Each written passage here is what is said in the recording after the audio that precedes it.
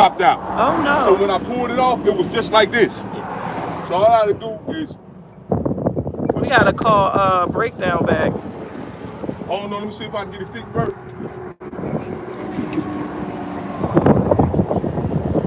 Mister, we got the aircraft mechanic. He got his aviation degree. And working on planes. Yeah, it's the fuel line. The fuel line came out. The fuel line? Yeah, the fuel line came on. Oh Lord. I tell you, when it rains, it pours. It never fails. I mean, that field was leaking so bad. It started smoking from my driver's side steering wheel. Like, you literally saw smoke raising through the steering wheel. This trucking shit will whoop your ass, man. Trucking is stressful shit. But it's like it gets worse as time goes on. Like, gosh, leave. This is New Mexico. We broke down. We leaking fuel bad.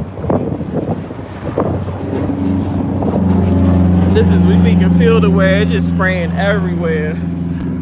It's just sprayed everywhere. I got my triangle set. We got a fuel line near the injectors that popped off. Good thing he has mechanical background. You know, he got his degree in aviation working on airplanes. But man, like, I'm not too sure how it works here at CRST, but I basically transferred divisions. So they have multiple divisions. They have multiple divisions. So I started on the specialized side to where, you know, they do special freight, and their freight has slowed down really bad to where we were sitting for days. That's why I'm like, damn, we get behind on bills. Can't make no money if you not, you know, they don't have the loads to run the drivers. So that's why I switched to the flatbed side. Now the flatbed side, as far as leasing, is like, it's more freedom because you actually get to pick your own loads. You can find your own brokers. You can even get on like third party. You get on third party load boards, like the DAT load board, as long as they approve to run through CRST. If they approve to run their load through CRST, you can book your loads. You can book your loads through them. So you do have more freedom. It's just that, you know, finding brokers, like coming to this flatbed side, dealing with brokers, you realize how dirty this game really is. You realize how dirty this shit really is, even if you went fully independent. I can imagine being fully independent, no backing.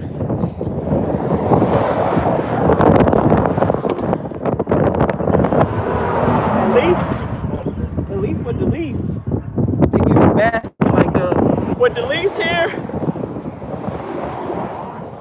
the maintenance is covering 100%. 100%. Like, you don't pay for record. You don't pay. It's from bumper to bumper. Yeah, I don't even know where. I mean, this truck shut down. Hold up. Look at this shit. This motherfucking shit.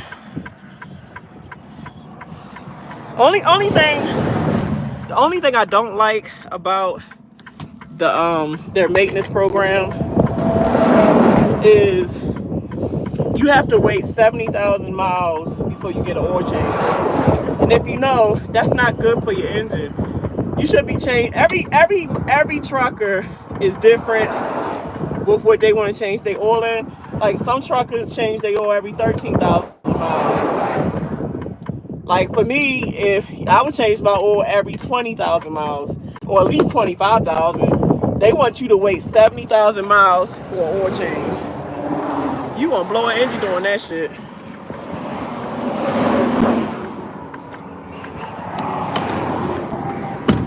Yeah, that's why it's important to have tools. Because sometimes some of this stuff you can possibly fix yourself.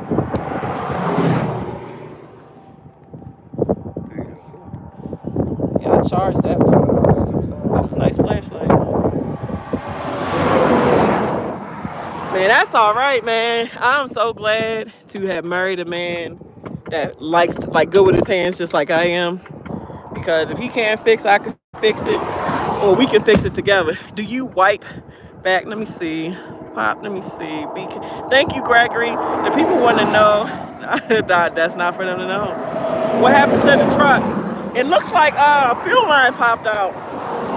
Looks like a fuel line popped out. That's what it looks like. And I think that was an ongoing problem because we was having starting issues. Let me see. Behind the wheel, she drives with pride on the endless road where dreams collide. Her truck and her heart alone. A woman's. Oh, thank you, Chili. Yeah, we trying out here. It's tough. So, you know what I realized? You have to have a plan B with this lease because I'm trying to figure out the ins and outs. Because I don't care if you own your truck, leasing your truck, whatever. Because this happened to me before when I was leasing with USA. Like I had actually jackknife to where the jackknife, of course, caused damages that had the truck broke down for weeks on end and they had to wait for parts. So they got a saying to where every owner-operator, especially if you're like a one-man owner-operator or a two-man show, every owner-operator is one truck breakdown of being out of business. Because if your truck is not paid for, you still got truck payments rolling, whether it's a finance, and especially if it's a lease. All that time your truck, every week that your truck is sitting in the shop, them payments is rolling, insurance payments rolling, truck payments rolling, everything fucking rolling. Nobody cares. Nobody cares. That is your problem. You deal with it. Have a plan B. Either have a nest egg saved up. And I think here with this lease, I'm trying to explain it. Because when I transferred from the specialized side, the contract that I have is not the same contract as if you came straight into flatbed, into orientation. Like I think my contract is better than theirs. Because the like, let's just say you came to CRST flatbed, like you came in as a new driver, and you came in to lease their truck. I believe what the major difference is the balloon payment. I think the balloon payment, if you came straight in to CRST, is like they want $30,000. They want $30,000 for a balloon payment if you came straight into flatbed to lease. And if you guys don't know what a balloon payment is, a balloon payment is when, like, this is a 2.5 year lease, meaning within 2.5 years, if I make all my payments on time, like the last payment should be that 2.5 year mark. So once I make my last payment, they're gonna say you notice, hey, you made your last payment, but you owe $30,000 for the balloon payment. So after you make the last payment, until you pay the $30,000, you can't get the title. So basically, you pay whatever you paid over those 2.5 years, plus whatever the balloon payment is. So my balloon payment, I feel like, of course, I hate, to be honest, they need to stop doing leases with a balloon payment. Because most likely, the lease is already ridiculously overpriced. They also have another saying. Most of these leases done bought the company 2, 3, 4, shit. Let me tell you guys something. Most of the times, and I'm not saying CRST like that, maybe they is, maybe they not. But most mega carriers, they don't want you to complete your lease. They make more money if you don't complete your lease. And your question is, why is that? All right, the reason why they make more money if you don't complete your lease, let's just say I've been in this truck for 6 months. So that's 6 months of however much they charging me for this lease. And for whatever reason, shit happens to where I have to turn this truck in. If this truck get turned in, now it starts over. So I done already gave them 6 months of lease payments. Now, if I don't complete this lease, somebody else about to do or try to do another 2.5 years on this truck. And then if they don't complete it, it's like the lease keeps getting started over to where that's why one fucking lease truck of a company will buy them 2, 3, 4, 5 trucks off of one fucking lease. Companies profit more off a lease than the driver. And the only reason that it is beneficial for some people to lease is maybe you don't have the capital to go put down on a truck. Maybe you ain't got the capital to buy a truck outright. Maybe you testing the water like, damn, I'm not sure if I really want to commit. So let me just see if I'm owner operator ready. And if shit don't work out, fuck it, take your truck back. Because the majority of these leases are walk away. Like, this is a walk away lease. I'm not obligated to this truck. If something happened, I don't like this shit. Long as I turn that truck in the way I got it, and I turn that truck into the appropriate term that was agreed upon, I could walk away for it, not bat eye, and just move on. So leases are a headache. They are the same responsibilities that owner operators got to deal with, but it's just a little more leadway into, like, if the shit don't work, I can walk away. You can't do that with a finance. If you get a finance and that bitch blow a 30, shit, I don't even think it's $30,000 for a motor replacement. Shit, you probably paying $45,000 to $50,000 with inflation these days.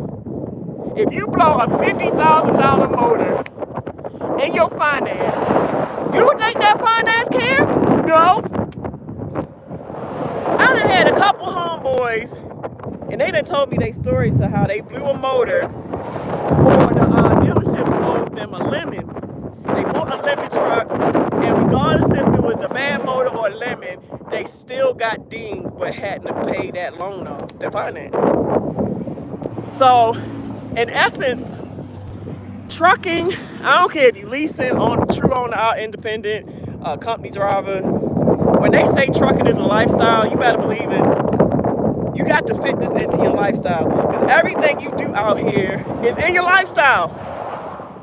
Truck drivers basically live on this, well, truck drivers that's not local or dedicated.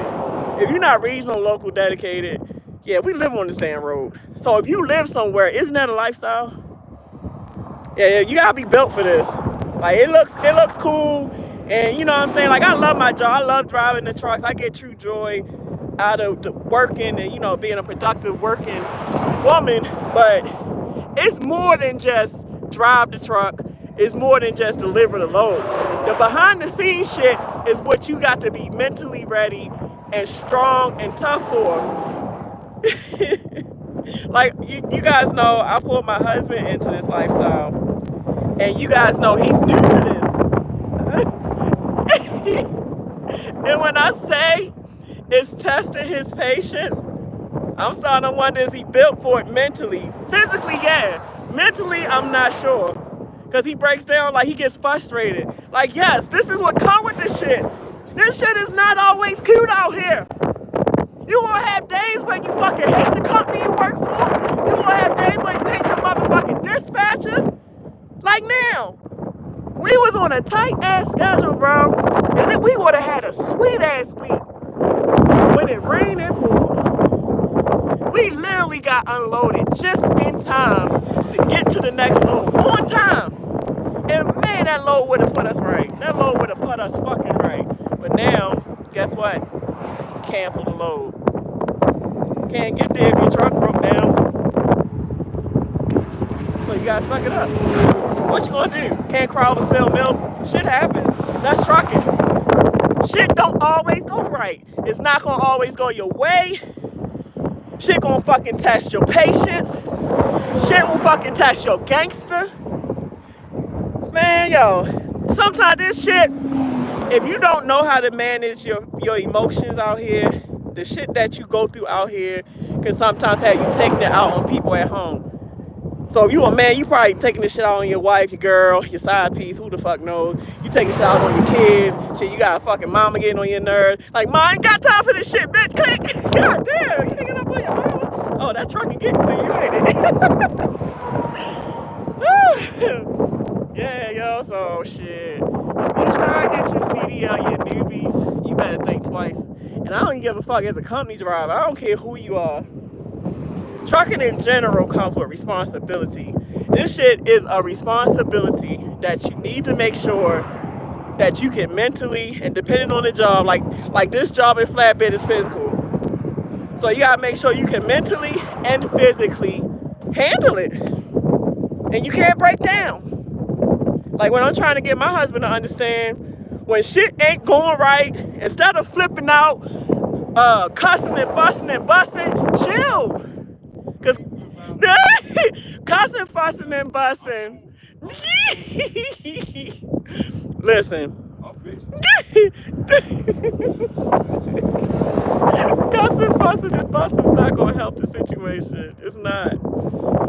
You know what I use from my dad, and it applies to me in this trucking.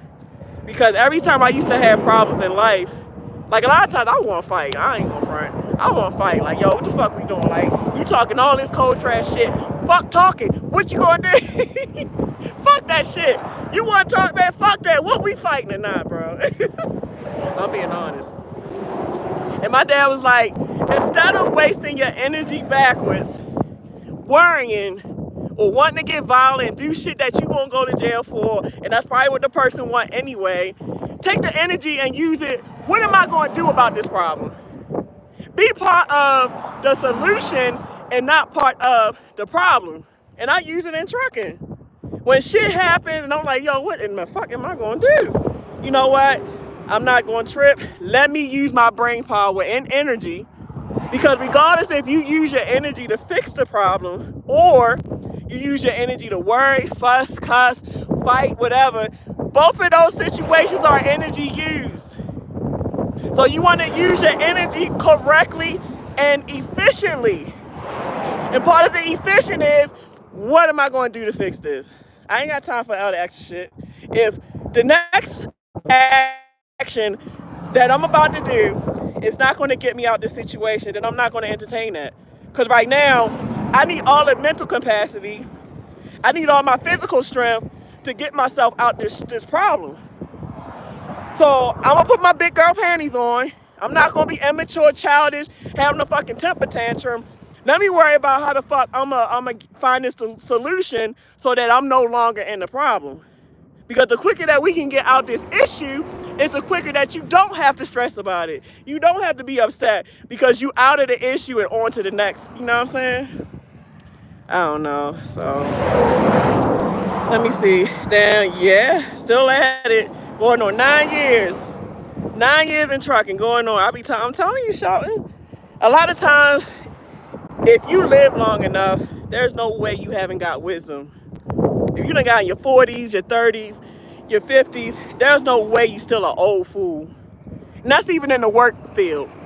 Yeah, you learn life lessons in your personal life, but when it comes to certain things and your specialty, your career, that's a learning lesson too. Sometimes things happen to toughen you up, and there's a lesson from whatever you're going through. So it's up to you to get the lesson, or it's up to you to be the victim. You ain't got to be the victim. That's a choice. That's why, to be honest with you, half you guys have been following me for a while. I mean, of course, I got new folks in here, but half y'all know my story. I've been through the ringers, and I don't regret it. I don't regret it, because it made me the person I am today. I can think quick on my feet. I know how to have more, like, sometimes when you go through so much shit, it builds a certain level of patience that you never had. Because when you getting tested, is strengthening you up to have patience that you would have never had if you never went through some of the things you went through in life. So I'm grateful. Because I understand, I'm not saying I know everything, because I'm still living. That's why I used to hang with a lot of old folks in my day. And a lot of old folks were like, you know what, you little young whippersnapper, what's up, old head? You live long enough, you gonna learn. Live long, just live. And now I be telling my kids that, baby, you ain't lived long enough. Live long enough, then come talk to me. You have not lived long enough to talk to me about shit. Live long enough. Go through enough life lessons, then come talk to me. Until then, I ain't listening to that shit you talking. Yeah, you been through some shit. Who the fuck haven't? But it's not enough for you to understand what life is really about. What's up, Albert? God bless photo. Go 40. Look. We having a computer issue on this truck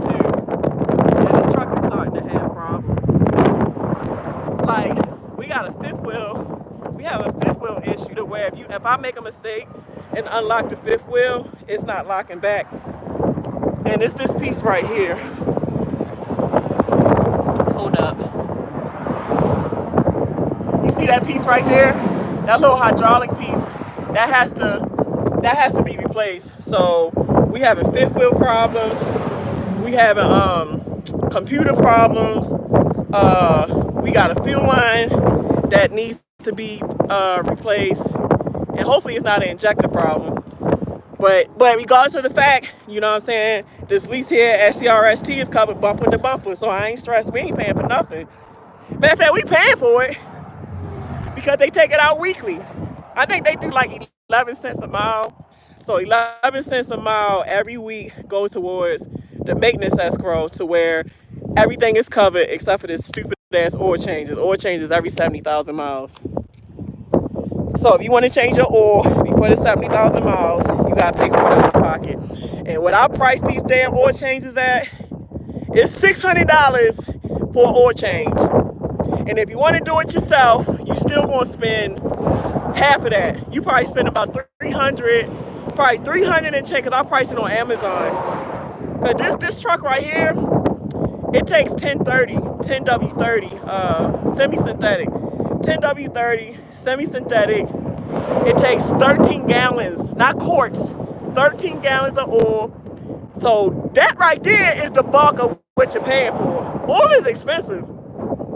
So I seen a 5 gallon oil on Amazon for like almost $200. So you probably need about 2. Yeah, that shit, regardless, yeah. Oil change is expensive for a rig.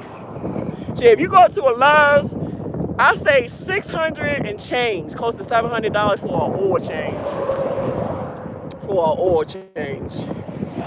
I'm telling you, you think this shit is cute? You see a fellow truck driver, you better throw a fucking salute at him. If you see a truck driver, your non-trucking people out there, throw to say, trucker, I get what you're going through. Salute. Salute. Appreciate you. I know what the fuck you go through out there. Appreciate you, my nigga. Well, he ain't no nigga, but you know what I mean. Yeah, we be catching it out here. But let me help him out. Once again, y'all are my release to talk about stuff. But we got a whole mechanic right here. He literally got his degree in. Damn gasket in there. It's right here. What is it? Right here. I dropped the gasket out there though. But that's where the fuel leaking is. It's leaking from the So it popped off? Yeah, it popped off. Damn. So yeah, I just gotta put that. I gotta find it first. I gotta find that gasket, that fuel injector gasket. Somewhere I used to drop it on the ground, or it's up in the edge or somewhere. I gotta find it, and then put it back in there, tighten it down, see if the gasket will hold. So we get something next time. Well, that's good news. That's good news, because I was concerned that it would be a deeper problem that would have us sitting for like a week or so. But they should have this shit done in a day or over the weekend. So worst case scenario, we just probably had to sit over the weekend. They like an hour away. Yeah, we gotta wait a whole fucking hour on the side of the highway. But I'm legal. I got my flashes on.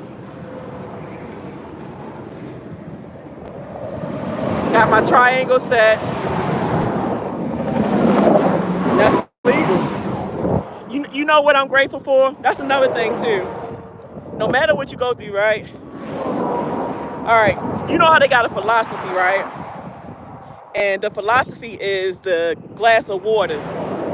And the glass of water is what? It's either you want to see that glass of water as half empty or half full. So that being said, you either want to be optimistic or you're going to be pessimistic. Pessimistic is the negative Nancy. The positive person is, I see that glass half full. So if you see it half full, you the positive person. If you see the glass half empty, you the negative person. I can attest. I don't care what you're going through. No matter how bad your situation is, it's something good in that situation. Like with this. Yeah, we lost our load because we broke down. Yeah, we broke down on the side of the highway. We inconvenienced like a motherfucker. Flip side, I'm safe. I didn't hurt nobody. I didn't wreck. And both of us got mechanical experience, but obviously he's doing the work. And what he's finding is that it's not a serious issue, because I don't want to be sitting for more than a week. We can't afford that right now. But from what it looks like, we shouldn't be sitting for more than a week. This should be an over the weekend thing. Hopefully this shit's done by tomorrow. We back at this shit again Monday. That's the flip. That's the positive, Nancy. Shouts out to you, SoCal. Shouts out to you, SoCal. If you wake up, you bless. Everything else is amen to that. Amen. What you been up to, SoCal? Thank you for the $5, sweetheart. Where you been at? I haven't really seen your videos in years. Are you still trucking? A lot of people that I started YouTube with, I don't know what half I'm at. Because you started your channel around the same time I started my channel. But I'm telling you, it's all about this thing right here. To be a victim. I mean, sometimes we can't. I'm not saying that if you've been through something that, is wrong. Because, people go through so much stuff. And depending on what it is, yeah, it's wrong. You deserve justice. You deserve healing. I get that. But to stay a victim is a choice. And regardless if you believe me or not, to be happy no matter what state you're in is a choice. You could be in the middle of chaos. You could be in the eye of a storm. You know what the eye of a storm is? Like a tornado? Like really strong tornadoes rip houses, could throw this 18-wheeler everywhere. But when the tornado gets to where you in the eye is the calm. Even though the tornado is still ripping through everything, it's still destroying everything, but when you get in that eye, you think the tornado is over until you get to the rest of the tornado. So that being said, when you're in the eye of the storm, you have to stay calm, you have to stay positive, find a reason, like SoCal said, if you woke up today, that's a blessing right there. You know how many people not waking up? You know how many people dying right now? They don't have a second chance. Some people are dying right now. There's no more chances. And I can try it again. Shit ain't going right. I'm gonna try again. No! Once you in that casket 6 feet under, that's it for you. So that one statement, thank you, SoCal. That should be all it is in anything you go through. Hey, I'm still here to try again. Thank you, Lord. Woo! Taking that breath. Still breathing. Hallelujah. I'm tired of this shit. You can tell. This truck is whooping ass. This shit is gonna be off. This shit is whooping ass if I ain't never seen it. You know what? I'm off here. Let me assist my husband. Look at him. I mean, you might as well say he is the roadside assistant. He's roadside. He is roadside assistance. His aviation skills is kicking in. Look at my hard-working man. Y'all wonder why I said yes when he asked me to marry him. This is a man. This is a bona fide man right here. Ooh. All right, y'all. Let me get in here and fix him something to eat. Because I already know this man loves food. He done been out here working hard.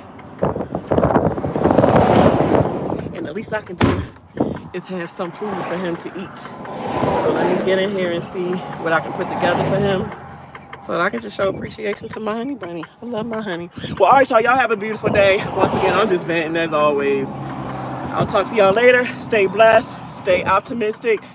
See the glass as half full, not half empty. You got this. All right, guys. Have a great day.